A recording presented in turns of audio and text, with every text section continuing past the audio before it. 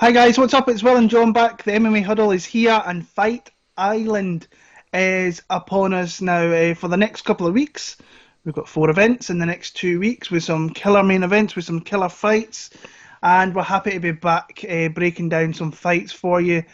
Before we get into some predictions, just want to let you know to hit that subscribe button, hit the bell, be notified when our videos come online, and if you can give us some big thumbs up and some comments, it would be much appreciated. John's been doing interviews. We've got Mike Grundy. We've got ones in the line for coming down the line for Chat Shore. Brett Johns has just come out. Pani Kianzad's on there, and there could be other guys showing up as well. So just keep an eye on that and watch some interviews and get yourself ready for Fight Island. Like I said, it's a killer main event that's come together on a couple of days' notice after Gilbert Burns fell out. Had a nice little break. Now we're into a run. Are you looking forward to breaking down some fights for Fight Island, John? Well, it's going to be a lot of tape study going on, isn't there? Because it's all closer together, so I won't have a social life for the next 4 weeks. I kind of wish lockdown was kind of here so I could just be locked up to watch the fights. But, mate, there's some great bouts. This card alone has got some fantastic matchups in itself, but as a whole, Fight Island, they've nailed it with the matchups. There's so much to look forward to, and kind of storylines that could come off it. It's great. I mean, I'm pumped for it. I cannot wait to watch, and lack of sleep is going to be happening.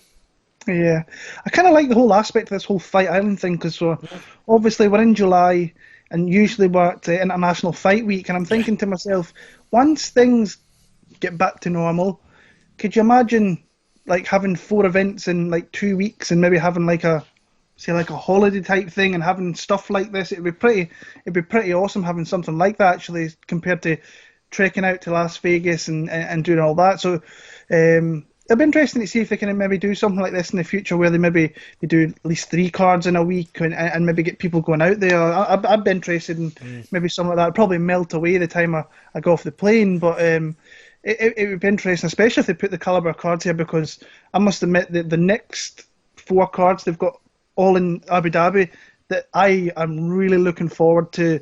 Every card, there's a load of fights, a lot of especially British dudes, European guys, girls that are on there that just kind of pique my interest a little bit. So thoroughly looking forward to it. I think we might as well just jump right into it. The card, the bout order's not in place. Straight on there, ready to go. We've got Tybura against Grisham. I'm going off what Wikipedia's saying. I'm guessing that'll not be the first fight of the night. It'll probably be on the Fight Pass prelims, but it'll definitely not be the first fight. So, but we'll start there anyway, because that's where we're at. So we've got Marcin Tybura against a newcomer to the UFC who's coming in here on short notice, and Maxim Grishin, a guy who I kind of know of, but was kind of nice to kind of watch a little bit of a new guy as well. How do you see this kind of heavyweight bout going down? Yeah, he was fighting with PFL. Was in that tournament. He's obviously going to go down to light heavyweight after this fight. Because that's his kind of more comfortable weight class. But he's just doing a smart thing. He's 36 years old. He doesn't obviously know what fight event's going to happen next. If he was contracted out, he might have been stuck waiting a while. So 36 years old, jumping in the UFC, get your foot in the door, get a few fights under there, not a bad thing to do. One of my biggest gripes with him was, in some of the fights I watched, I thought he was a bit too patient and a bit of pressure was put onto him quite easy. You can get him down to the ground if you wanted to, takedown to there. I didn't find his takedown defense too strong. He doesn't have killer power. He's got a couple of good hands, but I don't see... He's landed 1 or 2 shots well, but as a whole, I feel like I don't know if he's trying to be a counter-striker, but I don't feel like he has enough pop in his hands to be a great counter-striker. For me, Marcin Tybura has got... I'm not going to say a layup, but he's got a more suitable fight here to get another victory.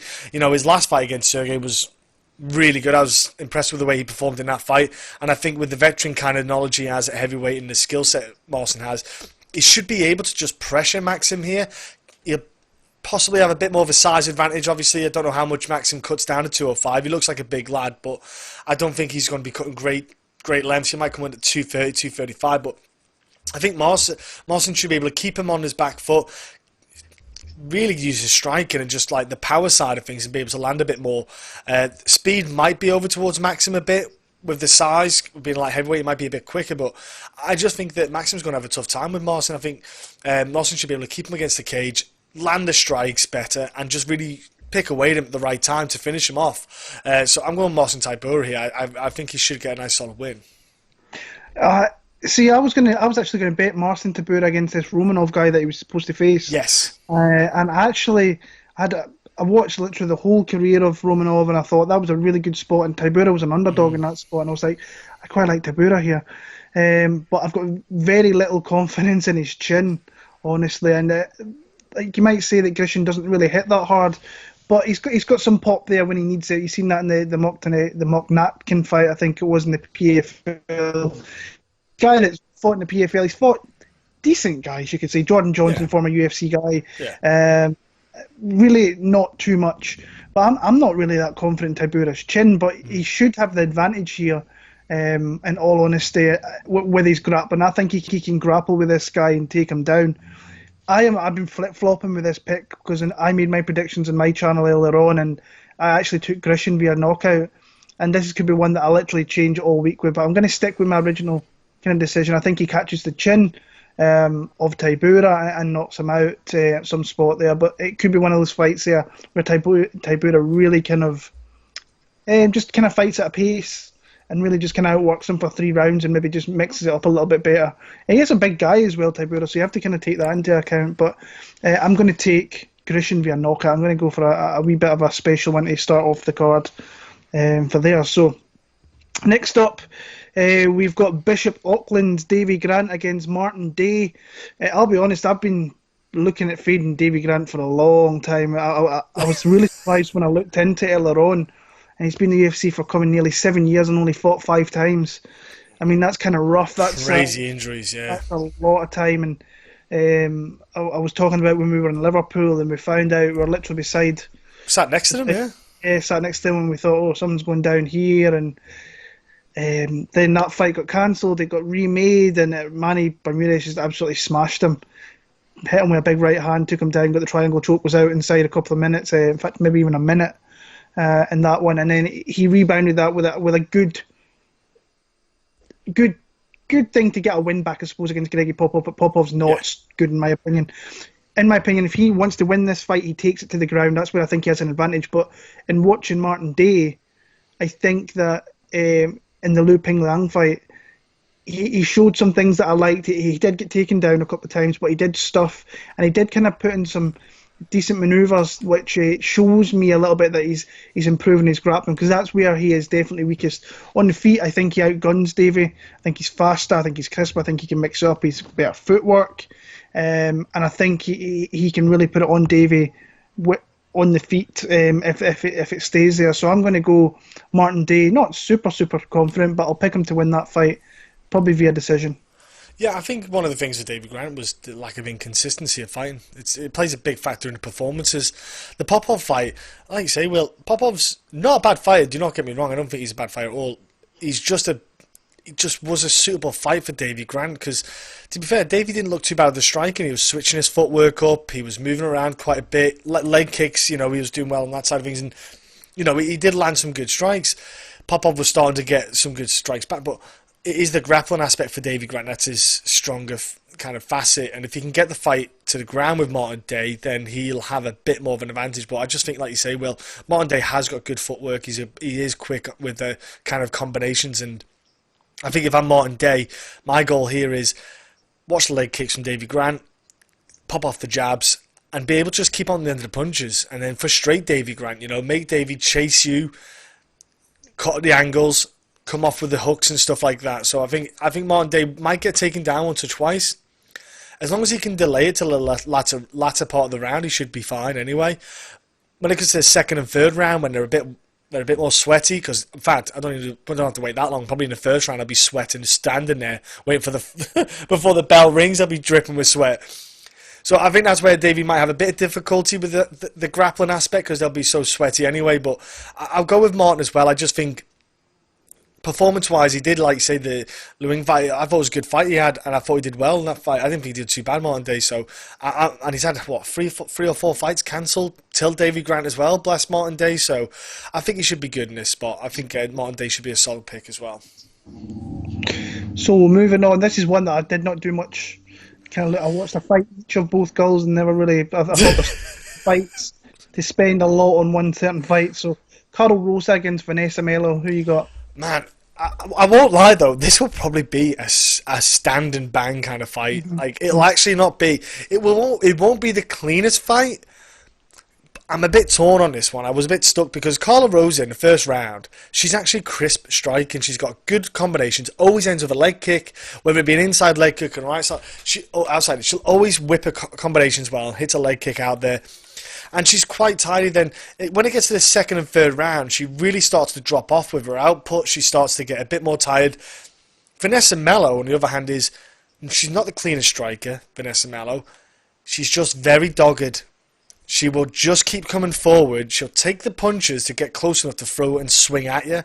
And she'll swing kind of not clean, slightly unorthodox strikes, but she can keep a pressure on you. So, and this is where it gets tough because do you think technique wins or do you think doggedness wins? In this fight, I go with doggedness. I'm going to go Vanessa Melo. I'm not uber confident on this at all, to be honest with you. It's only because Carol Rosa, I think she's got not bad striking on the feet, it's clean and tidy. If she can keep her cardio and her output there, I think she should be good. I think she should win the fight, but I just don't know if she will be able to because I think Vanessa Melo will keep her pushing her back, and because Rose is going to be going back all the time with the pressure from Vanessa, it might just gas her out a bit quicker. So I'm only going for Vanessa because of the pressure, and she'll just start to pick away from the second, third round. She'll have more success with her not clean striking, so not overly confident. But I'm just going to go Melo on that side of it only. It's hard to really see it much else. I just see this being a very close fight with two girls that'll throw a wad of output. It might get quite sloppy in there. I think there's going to be, when you watch the Rosa fight with Procopio, there was a lot of output in that one, and both girls kind of faded off a little bit. Vanessa Melo, to me, when I watch her, she's very flat-footed, she's very stationary, she's very hittable. You saw that in the two fights against Cortez and especially against Aldana. And Rosa's going to do, like you said, she ends stuff with leg kicks, low kicks, and I think she'll just have a little bit more volume. But like I say, I've got no real confidence. Didn't really want to watch too much of that fight because there is literally every fight kind of above them. This is the one fight in the card which is not on my list. If it was the when I had to watch one last, this would have been it, and it pretty much was. So I'll take that, but I've got a very close decision. It could end up being very close. Who you got, sorry? I've got Rosa. Rosa, yeah. Okay. So this one up next, actually, this one I actually put a bet on 3 weeks ago. Ooh. So you'll find out who it is, obviously, with the pick that I make. But as the fight has kind of got closer, I realised this fight's probably going to play out a lot closer than what I initially kind of let on. So it's Howley and Paiva against Zhalgas, Zhumagulov. Glad you said that, not me. Yeah. I'm picking Paiva. I bet him probably 3 weeks ago. Minus 120 it was, and he's up like minus 185 because I knew that line was going to go. So I went into watching Zhalgas, and I was like, I want to see what he's all about. Coming out through Russia, he's from Kazakhstan originally, and the guy's dogged as anything. He's very hard nosed. I think he's got holes in his game, but his determination and just his fight in general. Just the guy wants to throw. He wants to swing leather. He throws a lot of offense. Like I say, there's holes in his game. If Paiva could show me a decent takedown game, I think he would have spots there. He's got some length. I'm not sure the reach differential with these two, actually. That's interesting. That's one I need to look into a little bit, was that. Because I think Zhalgas has got some decent length to him. Let me just bring that up, sorry. I just need to say there, actually. But when I watched his fight, I thought the Ali Bagatinov fight, I thought I wasn't sure about that when it went to the cards, and I think he was a little bit shocked that he kind of got the nod there. But the guy's dogged. The guy he's actually very fun to watch. I actually really enjoyed watching his fights. And I'm kind of thinking here a little bit that I maybe jumped the gun a little bit too quick because I saw a line that I liked and I jumped on it. Now, if the bet cashes, then I'm absolutely golden. But I think the line should be a little bit closer to what it was. It should be a little bit down there. But Paiva, like I say, I was super impressed. It was against Mark De La Rosa. He clearly was not UFC caliber. But what I liked about that fight from Paiva was he picked his shots really, really well, and then started to kind of really wear on De La Rosa and really just started to kind of light him up a little bit. Now, in saying that, De La Rosa, I think, was landing a lot of offense as well, and Zhalgas could easily land something on Paiva here. But like I said, I was kind of impressed with his fight against Kai Kara France. Not too impressed with him getting taken down by someone like Kai Kara France, because he's not known as a guy to really take fights to the ground. But I like his length. I like his output. I think he lands a lot. I think he will land on Zhumagulov. But this fight, like I say, I think it's going to play out a lot closer. And if I was sat here not making a bet, I could have maybe went on the Zhalgas side, because I do think he's a dangerous guy. I think he's going to be good in the UFC. I think he's going to win some really fun fights in the UFC. But there is definitely some holes there that I think fighters will exploit. But I've got Paiva. I've got him kind of comfortably. But it would not kind of surprise me if Zhalgas comes out here and maybe gets a win in his debut.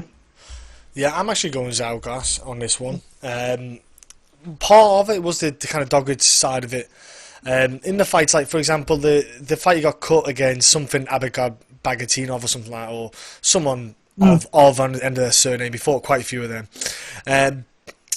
He got the cut in the first round and he got taken down a bit, but he just in the second round didn't let it affect him, kept going, and he got a spinning, like caught him with a spinning back fist, charged him down, and got a finish in the fight. And he's got a bit of pop in him because he does not hold back when he throws a punch. He is swinging with power in that shot. His takedown defense, in parts, obviously when he fought Ali Bagatinov, you're going to have a rough time on takedowns anyway. He didn't do too bad against him in the takedowns, I thought he did alright with the grappling aspect. So I don't really see, like you say, I don't see Paiva kind of going for takedowns in this. I think Paiva's going to want to try and keep the distance. You're trying to try and keep him away, keep him on the end of his punches. I just think Zhalgas will kind of just come forward like he does. He's quite aggressive with the strikes, so he'll throw as he's moving forward with heavy hands, whether it would be either to try and land the strikes or just to close the distance, to grapple, to get the, kind of get him against the cage and keep it dirty and keep it close, land some little short shots, even go for the takedowns himself. I'd go for the takedowns on Paiva if I was Zhalgas. I would try to get the fight down to the ground a couple of times just to kind of stifle him and get those little points on the board. Yeah, I'm just going to go for Zhalgas because I think he can just disrupt Paiva, because I thought when like you say, mate, De La Rosa fight, Paiva was far too good for it, and it was like he was just picking him apart, and I thought if Paiva really put the effort in, he could have just made a flawless performance, but I'm going to go over with Zhalgas here with the win. I think he could maybe make it dogged and rough and get a split decision possibly here. So up next, we're moving on to the prelims here. We've got a guy that I forget about every time, and then he comes back and you watch him and you think, this guy's really good. I really wish he would fight more often. You've got Leonardo Santos against the newcomer 10-0 Roman Bogatov. How do you see this one going down? Mate, I'm going with Grandad, Leonardo Santos. Man, I know he's 40 or 41, one of the other. He's I think he was like a silver or bronze medalist at ADCC Championships. He's a jiu-jitsu little master on the ground, but he's got these hands as well, man.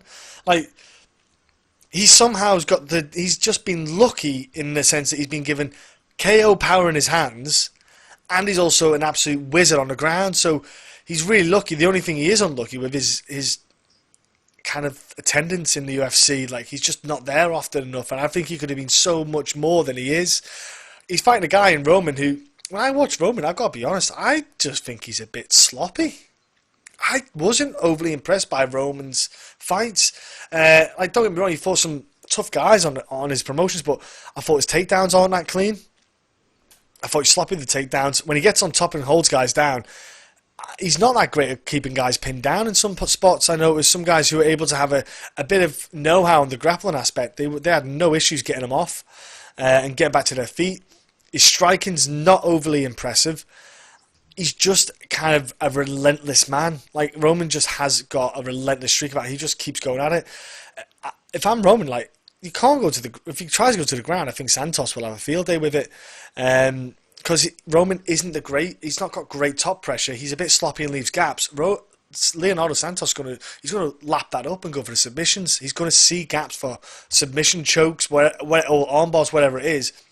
I'm going Leonardo Santos. I think he could finish the fight, if I'm honest with you. I think he get a submission if Roman he starts getting clipped and shoots for the sloppy takedowns. That's there for Santos all day for the submission. So, yeah, I just think Santos should get the win here. Definitely, I think there shouldn't be too much of an issue. Yeah, I'm on the Leonardo Santos side as well. I'm kind of one of these the guys that's looking at it a little bit skeptical because he can't keep coming back year after year and eventually looking like he has, because he has looked really, really good. Every kind of time you see him, he looks decent. Even in the fights that kind of closed, the Martins fight wasn't really a great fight, but he looked all right. He's just super dangerous. And when you've got a guy, I think he's a 4th degree black belt, when you've got a guy of that level who's not scared to go to the ground, and you know you've got a big advantage to have the skills on the feet, like he showed that really dirty. I was a dirty knockout. So, you've seen that he's beat decent opposition. Volkan, David Lee, Martins, Steve, serviceable. So, yeah, I've got Leonardo Santos. When I look at Bogatov, it's a guy that really just explodes into takedowns and uses brute strength. And I can maybe see him getting someone like down to the ground eventually. So I'm going to take Leonardo Santos for a win.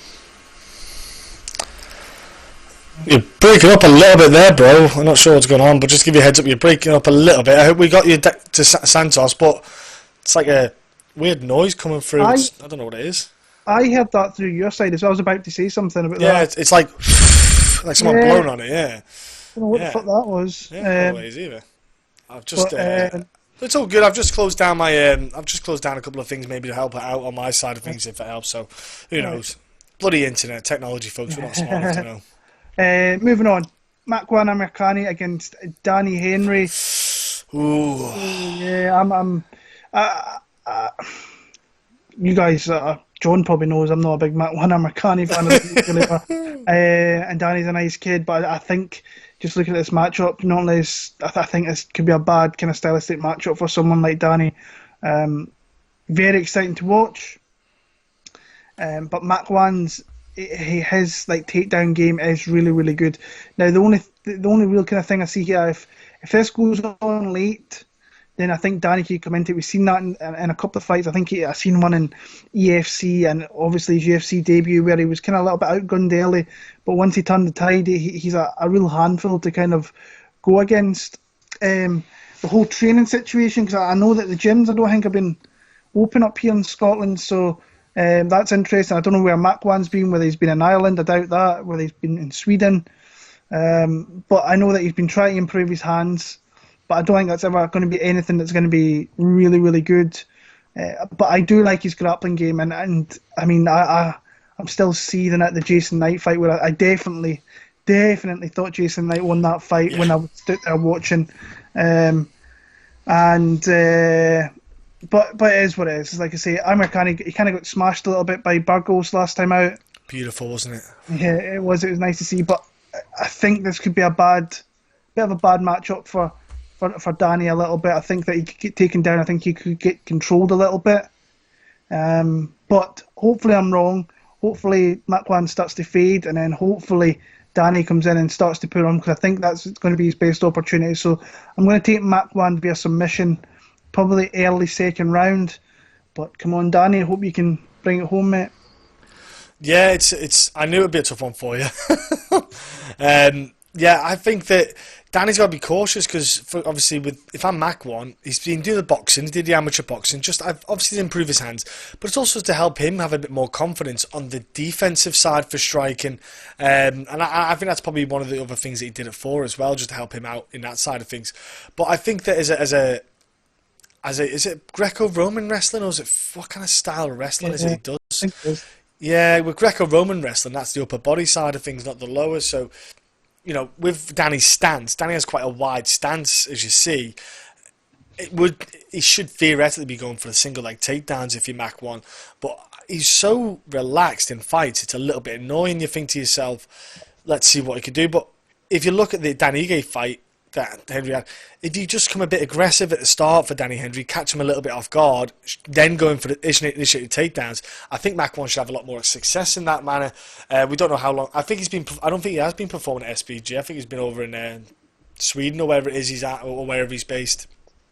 But I don't want to go against Danny because Danny's a nice lad, like you say, and it's Makwan, and I hate saying it, but I think Makwan might actually get the win here. I can see him getting a potential submission, see him getting to the ground, because if you look at the Fishgold submission, he got a really nice sub there from just that, and Fishy was just going for the escape and just got caught on this sub, but he was right on it, and I think that he's smart and suave enough to look at the Arnold Allen scrap with the scrambles and that. I think Danny might get a bit caught out on that side of it, whether it be scrambles or the grappling aspect. He might fall a little bit short. I don't know if the height and length might help Danny Henry in this fight, but I'm going to go with Makwan as well. I think he can just get to the fight to the ground, and that's where the submission side of things might take a toll on Danny there. Next up, welterweight division. Elizeu Zaleski dos Santos against Muslim Salikhov. Really, this one I find really hard to pick between. Which way are you leaning? I know that both of them are just kicking mad, aren't they? Yeah. It's actually fun for that side of it. You know, Salikhov is one of the.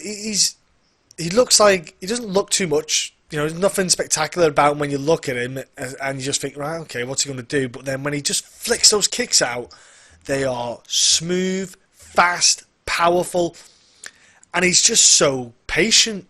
He just will throw some strikes, and he's good. He's got really good counter striking.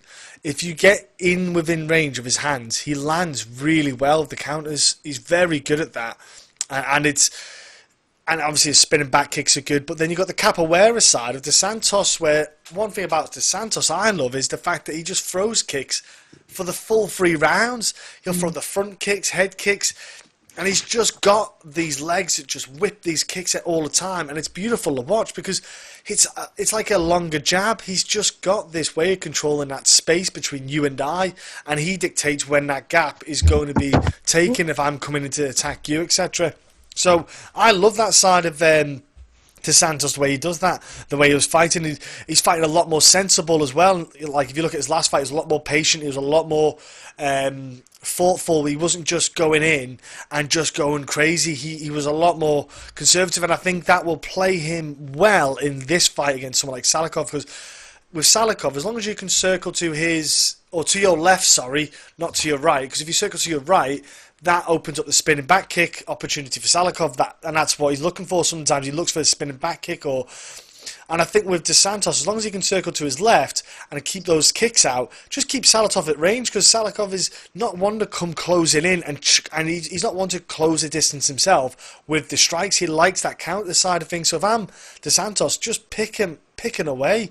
So I'm going Dos Santos because I just think he's got that kick side of it where Salikhov wants the explosive spinning back kick, which is great, but I just think those front kicks and head kicks can do wonders, breaks your rhythm, keeps it range, and I think he can just keep that up for 3 rounds. He should be okay, as long as you're just mindful as long as his corner keeps reminding him to circle to the left as well.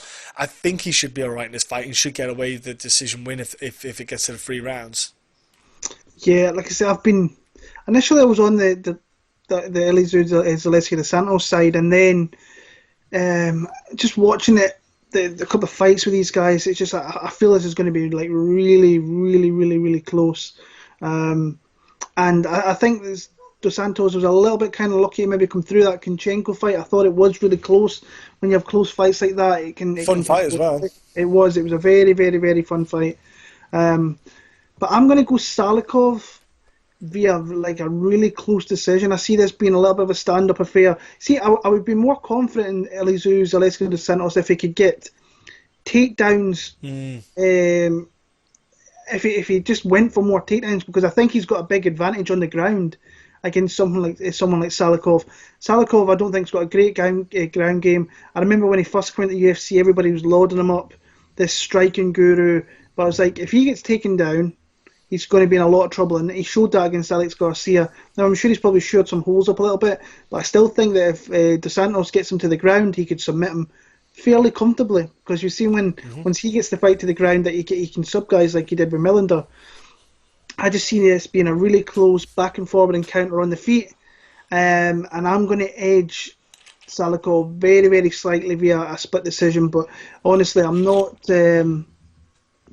super confident in that pick, if I'm being honest with you. This is a really interesting fight. We've got Volkan Oezdemir against Jiří Procházka, who is coming in from Rizin. I'm sure if you're a kind of hardcore fan of the sport, you've probably heard of this guy just with some of the names that he's kind of beat over there. And he's got himself, if you beat some guys over there and you do it in devastating fashion in Japan, then usually you get a lot of fanfare, and that's kind of what happened there. But now, when you kind of look at who he's facing, he's really making a big step up in competition from what he's previously been facing in Volkan Oezdemir.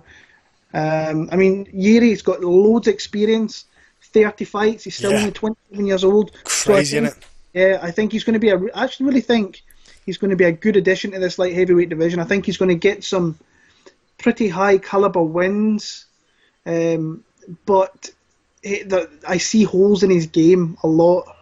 But this might be the type of fight here might kind of play into his wheelhouse a little bit more than a grappler per se. Someone like maybe a Glover Teixeira, who he will look to try and get the fight to the ground because he's usually pretty dominant down there, but he will box a little bit. Volkan, for the most part, he will probably try and strike here, and I see him being the more technical guy, but he has to be very, very careful against a guy like Jiří, because he has got some really, really big power. We've seen that in all of his wins recently, especially when he beat Jake Hewen, Brandon Halsey. Halsey just kind of gassed himself out a couple of minutes in. Mo Lawal won that one with a nice TKO. Maldonado, he kind of destroyed him very, very easily. He kind of hurt him early, and he never got back into it. And then he absolutely wrecked CB Dolly. Those guys are definitely a step down from what Volkan is. Volkan's really... I've never been the biggest Volkan Oezdemir fan, but he's actually really impressed me in his last two wins and his last kind of two encounters, because I thought he was in a good stylistic matchup with Latifi. Showed that, got him out of there in the second round, and then he beat the very talented Alexander Rakic. Rakic is going to be a top 5 guy in that division, I believe, and got a really close split decision win. But even the Reyes fight, didn't think he looked bad in that one. So he's facing really good guy. Even Anthony Smith was really winning that fight early, then faded out a little bit, got caught and got submitted. I kind of see Volkan being able to chop him up a little bit, get some low kicks, and then just be a little bit crisper on the hands. Both guys have got power, so they can maybe knock each other out. Volkan, we've not seen really kind of knocked out outside of the Daniel Cormier fight, where he was kind of TKO'd, he was just kind of laid on and got beat up a little bit. But Jiří, for me, I don't like the fact that he kind of leans forward, a lot of pressure on the lead leg. He's there for low kicks. His hands are low, his chin's in there. And if you've seen the King Mo, the first fight they had, I mean, he walked into a shot. He literally just walked in with his hands down and got cold cocked. So hopefully he's learned from that. He was probably in his mid-20s at that point, so he definitely learned. I think this is a dangerous fight for Volkan, because this guy's really got nothing to lose. He's coming in with a name, obviously, from Japan. He's got more to earn, more than Volkan has here. He's got more to kind of lose in that aspect. But I'm going to take Volkan Oezdemir. I think that he's just got a little bit too much right now. Give Jiří a bit of time and let him season the UFC. I think he's going to be a really good fighter. But I've got Volkan Oezdemir for the win here. Yeah, I kind of go with you on that, Will. I just think the level of quality fighters that Volkan's been fighting, he's just kind of been on a wave of... He's had to be at his best for a while now, because he's just fighting absolute savages. Like the Rakitic fight, he's so long and awkward to fight against. Well, he's not an easy guy. Jiří just fought, like I say, CB Dollaway. Didn't bother cutting down to 185. He got cut from the UFC. He just wasn't the same CB from a while ago. Even King Mo was getting on the later side of his career as well, and there's all sorts of things going on. And everyone he fought in, I think, in Rizin as well, had wrestling shoes on off the top of my head. I think it is some crazy kind of stat or something like that. So Jiří is one of those guys where I'm excited by having him in the UFC. 100%. That 205 division needs a guy like him because he will bring some absolute violence to this fight, this card. You know, he'll bring violence to the whole 205 division. There's some wicked matchups for them to make for him, and I think Volkan is one of the good matchups because you'll get two guys who probably will strike, and it might be. We might get a bit of a tentative fight because the pair of them know what they're both bringing. One of the things, Will, like you say, is the leg kicks. If Volkan can be smart and initiate the earlier leg kicks just to bring that pace from Jiří down so that when he's coming forward he's not as explosive, he's not as quick, that will pay dividends in the second, third round for Volkan. And Volkan's shown he can go the distance as well and keep a pretty good pace up, to be fair. He's got a good output. All our worries back then were because he was getting people out so quick. We were like, well, how's he going to do in the second, third, fourth round, whatever, And he's not done bad at all, I don't think. I think he's performed well when it comes to second, third round. Obviously, we always expect the 205 guys to drop off a bit because they're just always because of the sheer blinking size of them. But I think here, Volkan, as long as he can just be like he has been the past few fights, he's definitely improved. He's definitely got more confidence in his striking and his confidence in his all-round skill set to not have to rush a fight. He's picking shots better. I'm going to go with Volkan, just combination of like experience, bit cleaner strikes. He's also got the knowledge base that he's got now from being in the UFC for a while. He's definitely settled in that 205 division. He kind of fits into the 205 happily. There's no questions about him now, getting a couple of quick wins, debatable stuff. Everyone feels that he should be in that light heavyweight division, and he's one of the top guys. So I'm going decision win. Volkan, I think the pair of them have got pretty good chins, pretty good hands. I think they can both last it for 3 rounds, mate. So, prelims all done. Moving on to the main card, the pay-per-view portion here, and it starts off with a couple of girls who I think are ready to kind of throw down, and Amanda Ribas against Paige VanZant. Amanda Ribas is a massive favourite here. We've not seen Paige in a while. It's her last fight in her contract. How are you seeing this one going? And even in interviews, Paige VanZant saying, look, I want my worth. And she's basically, she is kind of looking elsewhere. She's not a silly girl. She knows that the kind of limelight's gone off her now. The Dana White kind of favouritism's passed a while ago. That whole arm injury stuff that she had going on. You kind of sit there and think, how good is that arm? Because she had multiple surgeries on it, and again, I don't want to say consistency, but it's how often is she, how fresh is she? She always looks in good condition, apparently, from what I've heard on her social media. As long as you don't have to look at those goddamn TikTok videos of her and a fella, that's rough. But you kind of feel like she's looking for something else, like she's looking for a new venture, i.e. Bellator maybe. I think personally it'll be a suitable fit for a Bellator. I think the marketing side of things, they'll give her the good matchups, they'll want to help promote her. So I think for them, that's a great matchup, the two of them. I think her level as well fits Bellator better. I think the girls, when Paige VanZant came in, the level was not to what it is now. And I think a lot of girls have caught up and surpassed Paige VanZant. Even the Rachel Ostovich fight, she had a couple of bit of difficulty there in that fight. And Rachel Ostovich is in the UFC because, well, you can see why if you've not noticed it already. I know she's popped and got suspended because of tainted supplements or whatever it is. But at the same time, Paige VanZant had a bit of difficulty with her, and I know she got that armbar just at the nick of time, the face down armbar. But at the same time, I thought she should really be putting someone like that away. Ribas, she is a stone cold savage.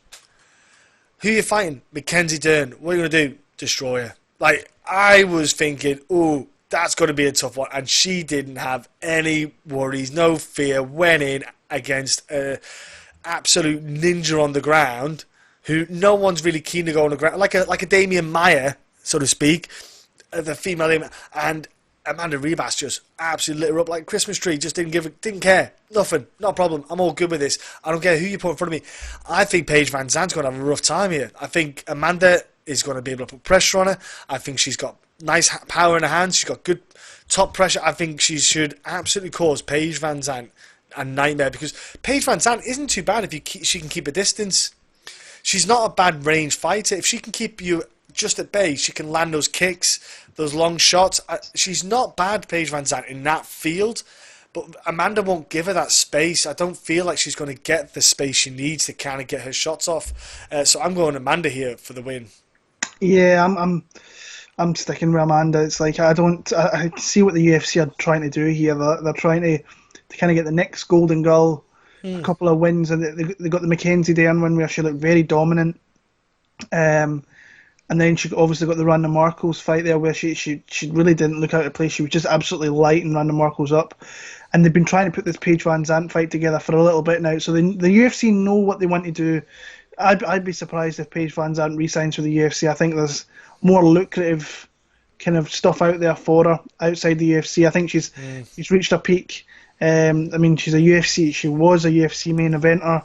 I think a couple of times over. I think she had main event spots there. So they're trying to build the kind of new breed of ladies coming through.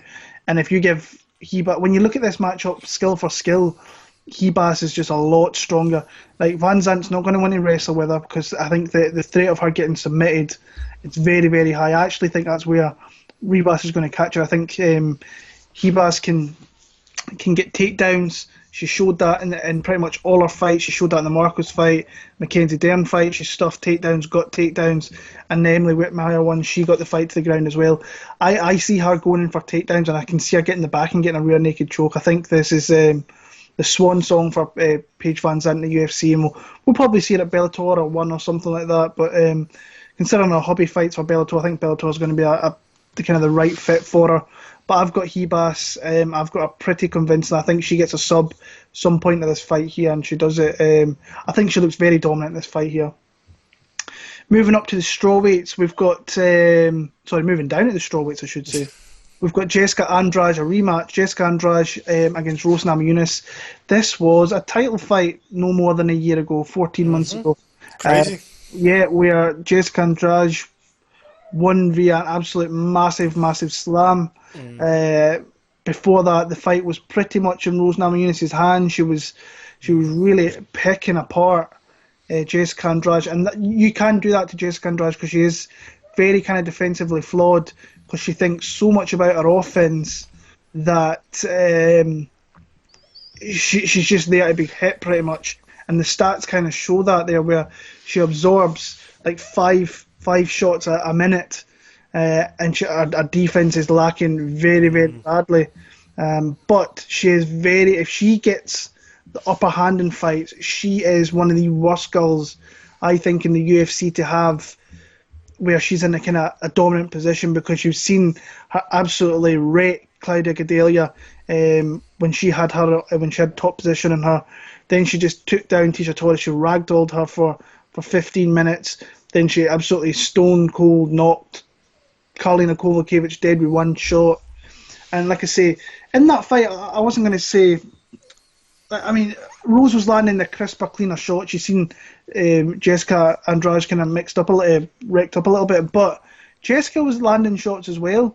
The more technical fighter definitely is Rose, and if she puts it all together kind of mentally, that's the thing I worry about with Rose a little bit, is the aspect, because we've heard her, she wants to retire. Yeah. Had family members that have passed on due to this virus, and she's had kind of mental moments in the past.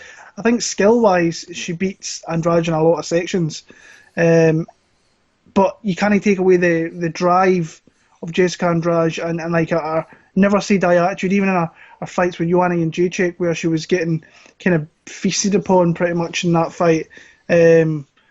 She was still in it for the full 25 minutes, did not give up on herself. And like I say, if she can establish like low kicks early on or get the upper hand in this fight, it's going to be really, really tough for Rose. But I think I saw enough in the first fight to feel a little bit confident in Rose over a 15-minute period of this fight. Just don't clinch up with this girl, because you've seen how strong she flip you around. And I still, when I watch that fight back, I'm like, I cannot believe Rose actually just never let go of that Kimura. Crazy. Yeah, and then obviously Jéssica got blasted out in like 40 odd seconds next time out against Weili Zhang. But I am going to pick Rose Namajunas via decision. I think she just does enough. I think it might get a little bit hairy later on towards the end of the fight, but I've got Rose winning a very close decision. But like I said, I'm not super confident, honestly, because I don't trust the kind of mental capacity of Rose Namajunas. So, but I'll pick her in the spot. Looking at a fighter, I think she's just overall the better fighter. Yeah, it is one of those ones I thought will, like, I remember hearing the interview as well where she said about stepping away, and you kind of went, oh, okay, well, fair enough, you want to step away. I had no issues with it, though. I kind of went, oh, cool. But then you hear her get the fight, and I went, Jéssica Andrade, whoa. There's like a bad memory there. You don't, like, if you're not in the right spot and you've got a memory of a loss where you were winning, that might, and I thought, because she has moments in her career where she's like that, she's up and down. I think you need to be both feet in. You can't hold back. You know, it worried me a little bit, but then again, like you say, well, the biggest thing was watching that fight back. I think Rose Namajunas should know it's a 3-round fight, so it's not a 5-round fight.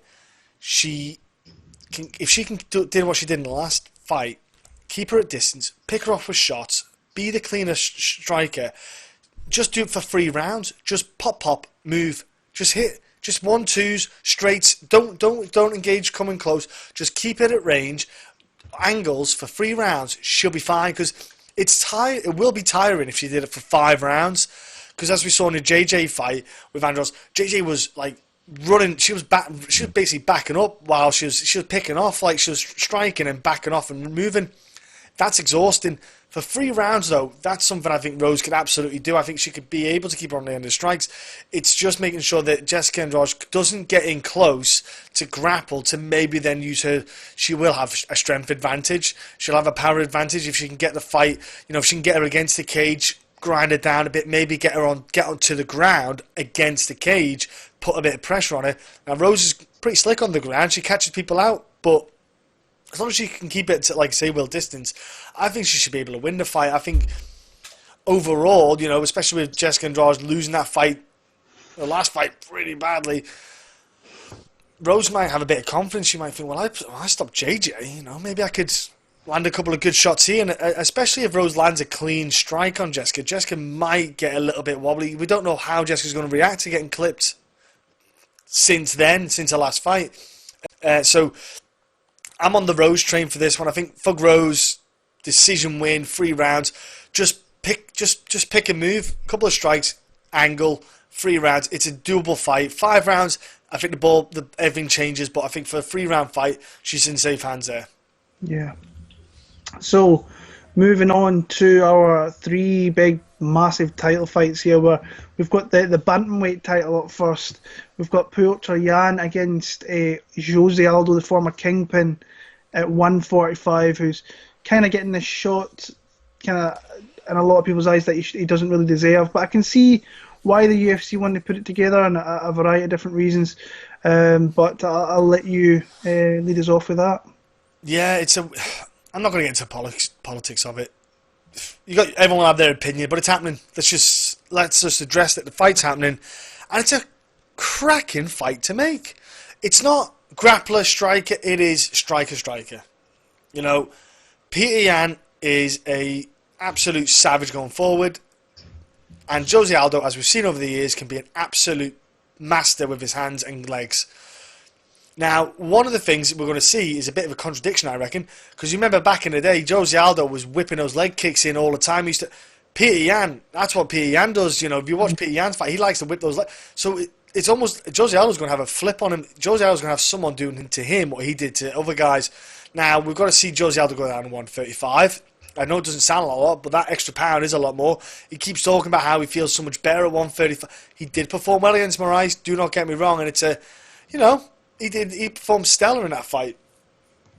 He's another year older, down 135. I'm interested to see how he does, because I know Brazil it's been pretty hard with the pandemic as well. So I know they try to rub it off and say it's no big deal in Brazil. It's a bit weird there, but I don't know what the training's been like for him as well as other fighters. But Petr Yan, he's been consistent, like even before this on social media, before the fight got announced in the pandemic, he was training all the time. I've been looking on his social media. He's been flying the whole time. He's been ready every day.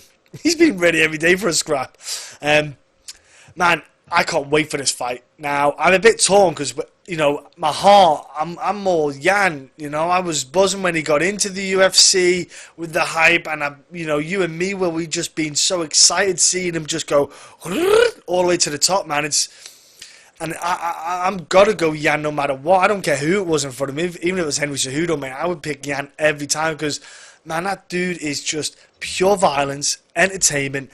He can do 5 rounds of striking. Now, he's going to take a hit from José. Don't get me wrong. He's going to get hit by José a bit. José's going to get cracked. The pair of them are going to get hit in this one quite a lot. I think we're going to get a potential 5-round war classic here. But I do favour Jan because I feel like he's had the lesser of the wars. He's a little bit less war-torn. He's a little bit more durable, let's say. I think Petr Yan can just, especially when he starts landing those leg kicks and José's thinking, it's what's going on here? I don't like this. It's not nice. That's what I was doing to people. I think José Aldo, you know, he's got those wicked body shots. If he can use that to his advantage, maybe to kind of slow the pace down of Yan. But I'm going to go Petr Yan, mate. I've got to go. Yeah, if you've listened to us before, especially myself, like I know John's a big fan of Petr Yan as well, but I'm a massive, massive fan of Petr Yan. But I genuinely think this is a really hard fight for him. Yeah. Like I said, when I made like a video on my YouTube channel, just kind of talking about it through, and it was more, I came across pretty confident in Petr Yan. But when you go back and watch, I don't think Aldo looked bad at all against Moraes. I actually thought he looked really good. I was expecting him to look bad. Looked really good. I thought the right guy actually won that fight in Moraes, but it was close. And I can see why the UFC were trying to put him together with Cejudo, and I can now see what they're trying to do with Petr Yan, because if Aldo wins a belt, then he solidifies himself as a 2-weight world champion. Then if he loses, you've got a newcomer coming through that's got a name on the record with someone like José Aldo. But I think Aldo's got to get this done really quick. I think he's got to really assert his authority very, very quickly in this fight. I think he'll get the opportunity, because when you watch Yan, he will give you some opportunities early on. But as the fight goes on, that's when the machine really starts to tick over, and he starts really putting it on guys. And you've seen that in his fights. But he is defensively flawed a little bit, because he does get hit, and he has been dropped a couple of times.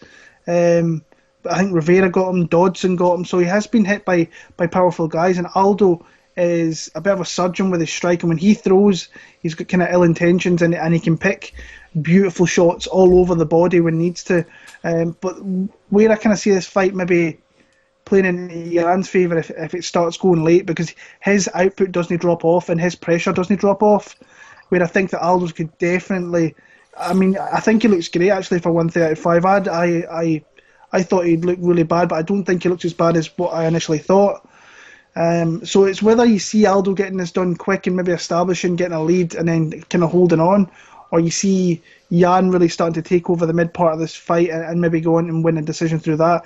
I'm kind of more on the Yan side of really starting to come into the end of round 2, and then for the last 3 rounds maybe winning those and winning a close decision. So I've got Petr Yan, but honestly it would not surprise me if Aldo comes out here and gets the win. I think this is a tough fight for Yan, obviously a tough fight for Aldo, but if Aldo shows up like we know that he can, I think Petr Yan could be in for an absolute scrap here. And, it's a fight I'm very, very much looking forward to, but I've got Yan via decision in that one there.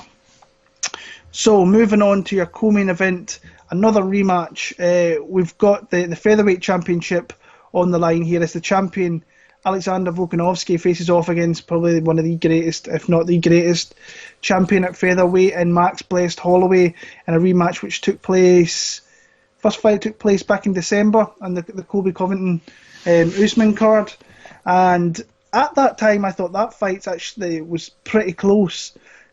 See, when I went back and watched it, I was like, I think actually Volkanovski actually really won that fight pretty comfortably, if I'm being honest. I definitely thought that Max was coming into late on. And this is something that I worry about. Sometimes I wonder, because we watch fights when the title fights are on at 5-6 o'clock in the morning. You're absolutely knackered. So you're maybe making some kind of bad decisions where you're judging and stuff like that. I think that night I had Volkanovski winning 48-47, but when I went back and watched it like last week, I was like, oh no, there's a cases in there of 50-45s for Volkanovski, at least 49-46. But I could see why they gave it 48-47. So, I mean, from the first fight, you just take away the absolute tank that Volkanovski is, and he really just isolated those leg kicks from the beginning and really put kind of Max on the back foot from the get-go, where he didn't feel as comfortable in a certain stance to another, and that really kind of showed. But Max, being the gamer that he is, was always in there. He was landing shots as well, spin kicks. He was landing some nice combination striking. He was countering with some nice striking. But Volkanovski was doing that as well, and he was landing the more effective shots. You've seen the head snap back a little bit more. And he's a guy that's just, he's a unit at 145. He's not big. He's not the biggest guy in that division, but he'd be one of the strongest, one of the hardest hitting guys, I believe, in that division. I just think he's a really, really, really solid fighter. And I think that Holloway, I don't see him. He could make adjustments to make this closer. I still think Volkanovski lands more, though. I think he just does a little bit more. I would actually prefer Max to win because I love Max Holloway. I think he's a great champion, a great dad, great guy. Yeah. I'm not taking anything away from Volkanovski, but I just think Max. I like Max Holloway a lot, but I'm looking at this thinking I just don't see where Volkanovski makes big mistakes to really kind of lose this fight again. I was kind of looking into maybe, well, he never went to city kickboxing. Is that going to affect him? I don't think it will. I think he's did that in the past where he's been in Australia and kind of trained out of there. I'm going to take Volkanovski. I think that he's going to be. This is going to be a very kind of similar fight. I think he's going to just be that little bit more dominant, land more, because he outlanded the kind of output king in Holloway. But if Holloway starts off quick and starts to build momentum, it's going to be hard for Volkanovski to start to pull that back. But I've got Volkanovski via decision. I think that he retains his belt and gets another win over one of the best 145ers the sport's ever seen. Another thing to take into account, Will, is Holloway said that he didn't have much training, like he's in because of COVID and stuff. He said it. I don't know how much is true. I think it's just games, but he might have had a restriction in the sense of some people might not have been able to train, so maybe he didn't have as many training partners, maybe, or as much sparring as he would do normally. But that might actually help him not having as much sparring, because we've seen him concussed before from sparring before fights. His biz been sitting in an interview and stuff. So. But I don't see much happening or changing. If I'm Volkanovski, I go, cool. Well, I don't think he's going to suddenly change his leg kick defense because Holloway don't have any and he doesn't really do it that much. And I think if I'm Volkanovski, I'm going straight in that first round. I'm throwing more in my leg kicks than I had done previously. And if I, even throwing a couple more takedowns in there, so throw the leg kicks, slow that leg down, get a couple of takedowns to secure that round even more so. That's something I'm doing if I'm Volkanovski. And I really did slow, like you say, Will, it slowed Holloway down because he didn't have that strength to stand on the leg so much, the confidence to throw off it because it was not there. And so when he's switching stance, whereas he would normally switch stance because he would switch into something, now he's having to switch stance because of defensive, and he's having to work from a separate, from like a southpaw side where he would actually be southpaw for a reason to set up another move maybe from orthodox. There it's not suitable for him. I think, unless Holloway has done a lot of Muay Thai training, but that won't suit him well because Holloway likes to kind of be on the front foot, lean on it a bit when he pops out the jabs and the 1-2s and kind of step into it. So I don't see much change in this fight, Will. I just see maybe Volkanovski be a bit more dominant. Styles make matchups. Always been the way. Certain styles make matchups. And I think it's just a bad style of fighter for Holloway. And I think Volkanovski can just get the power in. I think get the leg kicks in early again. Don't change if it ain't broke. Don't try to fix it. I think just do what he did last time. Even more so with the leg kicks. Even like just throw them at the start of a combination, at the end of a combination. Just get them in the first few rounds and really start to pull it apart. So I think I'm going with Volkanovski decision win because Holloway's just too tough to give up, and he's got no quitting him. Yeah. So the main event, welterweight championship on the line. You've got the welterweight champion and the Nigerian nightmare Kamaru Usman facing off against the BMF champion Gamebred Jorge Masvidal, coming in here 6 days notice, which is pretty gangster in my opinion. I'm actually more hyped for this fight than I was the Gilbert Burns fight, so I'm thoroughly looking forward to watching this main event. How do you see this main event going down? Yeah, I was hyped for the Burns fight, but I'm also hyped for this one because, do you know what? Both fight matchups are bloody exciting matchups. But there is that factor. It's 6 days' notice, and going against Usman on 6 days' notice is. I don't being funny. I would not want that. Even if the UFC came knocking on my front door right now and said, "John, you can weigh whatever you want, just fight," I'd be like, "Nah, I'm good. I'm good." Because Usman ain't bad on the feet. He's not too bad. He's got a solid chin. He's got a pop in his hands, and because he doesn't care on the feet that he's throwing power, because he's like, "You ain't taking me down." And with, gosh man, Jorge's gonna, he's gonna have to go. First 2 rounds or bust, isn't he? I'd imagine, because I think if Usman gets him down, which he probably will, because Usman does not mess those up. He gets takedowns when he wants to get takedowns. He's got such heavy pressure and can break guys down. I'd like to see Jorge with a full fight camp. I think it'd be a lot more suitable for the matchup, but it is what it is. I'm going Jorge to lose the fight, sadly. I hate saying it, because it would be like a nice little story watching Jorge Masvidal shoot up and get a title and win. But Usman's just a savage. And I said ages ago, I think I've been posted online somewhere, that Usman's going to be the champ soon. And that was like a couple of years back. And I knew he was going to make it. He's just got championship material about him. He knows how to get wins. He knows how to make it dirty. He knows how to make it rugged. And he'll just really grind out Jorge Masvidal, because Jorge's he's coming into his element. But I just think Usman's just going to be able to get the win here, mate. I don't see much more than that. Yeah. If you watch the Colby Covington fight, at the end of that fight, he says he's a problem for a lot of fighters. I think the guy is a massive, massive problem for a lot of fighters in that division. I can see him keeping that belt for a very long time if he decides to stay in that division. He's only getting better. And I absolutely love the fact that he's moved to this camp. Yeah. Terry Whitman, was it? Yeah, so he's went over there with Trevor Whitman, and he's training with Gaethje. I think Gaethje is going to get... He's gonna look so much better after having someone like Usman in there pushing them. Both those guys pushing each other. So I love that move. I think Trevor Whitman's one of the most underrated coaches in the whole entire game. So getting him in your corner, where I think is a little bit more MMA kind of minded than what Henry Hooft is, who is more your kickboxing style. That's where he comes from. So. At this matchup, I love the fact that Masvidal's stepping in. I love the fact he's making a ton of money. I love the fact that he's fighting for a UFC belt.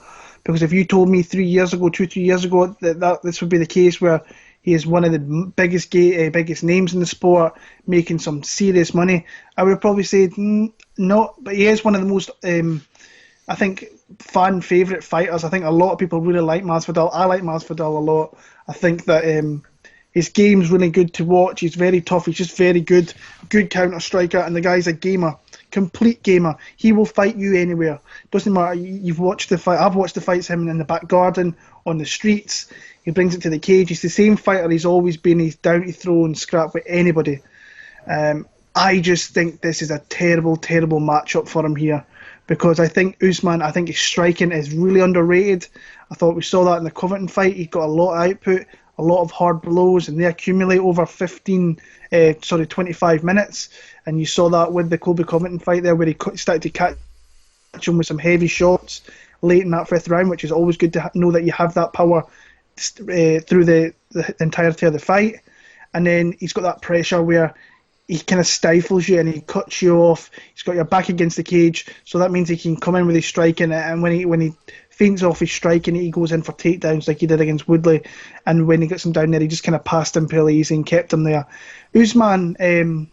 Masvidal is a complete veteran of the sport, so he will find a way to keep himself in this fight, and I can see him landing some shots on Usman. Yeah. But I just think Usman's pressure is going to be far too much, and like I said, the guy is a problem for a lot of fighters in welterweight, in the welterweight division. And if he decides to move up, he's going to be problems for guys at 185 as well. The UFC, I think, have done a good job with him, bringing him through the tough show, giving him opportunities against decent fighters, coming through Leon Edwards and Alves and Strickland, and he dominated those guys. There's not been any fight, really. The last fight was his most competitive fight, where he kind of looked a little bit more human. Outside of that, he's looked like an absolute savage, a superhero. He's been running through people, and he might not do it nicely on the eye. You'll see the Emil Mech fight where he really just took him up and down, took him down at kind of will there. So I just think that I've seen some people say like Masvidal's taking this in 6 days' notice. What shape is he in? And he came out in an interview today and he's saying, "Well, I was getting ready because I thought something was going to happen with this fight here when Burns threw in, jumped out there. Masvidal jumped in and he knew he was going to get the money that he was wanting because he was wanting a certain amount of money. I don't think he got exactly what he wanted, but just sure he's very close. He said, yeah. So he's probably had his mind on this and he's got himself ready. So, I mean, the guy's got some amazing knockouts, amazing fights. It was like a year ago, last year, where he knocked out Ben Askren. It's one of the sickest knockouts you'll ever see. I just think Usman's a bad matchup for him. I think Usman's going to smash him up. But I think I'd be surprised if Masvidal kind of gets stopped here. But I think Usman wins very convincingly across the cards and just uses that elite pressure to really beat up Masvidal a little bit. So I've got all 3 champions. The 2 champions retaining the belts and a new champion in Yan getting the belt in that one there. So, yeah, that's our first prediction card for Fight Island out the road. We're going to quickly get into the bet side there. I've only got 2 bets. I've got Paiva, like I spoke about earlier on, minus 120. And the other bet that I have is I've got Ribas. I got it minus 400. She's now minus 850. I parlayed her up with Curtis Blades a couple of weeks ago. So I'm looking hopefully to cash that. Looking at the odds quickly, where's some of the odds that I like? One of the bets I'm looking at is plus 175 on Petr Yan to win in rounds 4, 5 or by decision. I think that's when if he is going to start turning it on, it's going to be then. Streetwise, minus 245, I want no part. I think that Aldo is a lot more live than what people are credit for that. Max Holloway's plus 200, which is kind of crazy to me because I thought the first fight was close in it. When you rewatch it, it's not as close as I initially thought, but I don't think he should be lying plus 200 in my opinion. Other bets I kind of like. I did like Salikhov, but I thought that fight's a little bit too close. Maybe just stay away from that one. I was going to bet Tybura, but Romanov pulled out. You've got parlay pieces in there of maybe Makwan Amirkhani minus 210. Maybe Rosa if you like it at 235. I wouldn't go near that. Underdogs, you're maybe looking at Andrade. I think could be a live dog plus 175. Zhumagulov that you picked, I don't think that is the worst dog play. He's plus 155. Nice, And the guy's going to fight for your money. He's going to keep on coming. I'm kind of intrigued by Leonardo Santos minus 175 because he should beat this guy. And that line I quite like it minus 175. But is he going to come back rusty? And I know he does this every year when he fights, but he fights once a year and he comes back and he looks amazing. Is he going to do it here? But I'm just not sure. I've kind of got my eyes on other cards actually in Fight Island. I think there's some better odds, some better fights to bet on. I'll probably have another couple of bets for this card, but that's my 2 plays right now is Ribas to finish off the parlay with Blades, and I've got Paiva over Zhumagulov. So that's UFC 251 out the road. I want to thank you all for sticking with us through this. Thank you for the support. Hit the subs button there. Hit the bell button. Be notified when all of John's interviews come on, our predictions come on. Leave a comment if you've got any bets, any DraftKings plays, any questions. Drop them down there. We're going to get back to you as soon as we can. We're going to be back fairly soon for Dan Ige against Calvin Kattar is Wednesday night main event, which is a great fight. So, and that's a really good card, actually. A lot of good fights on there. So I'm looking forward to speaking about that one. Until then, all the very, very best and enjoy UFC 251 when it comes your way.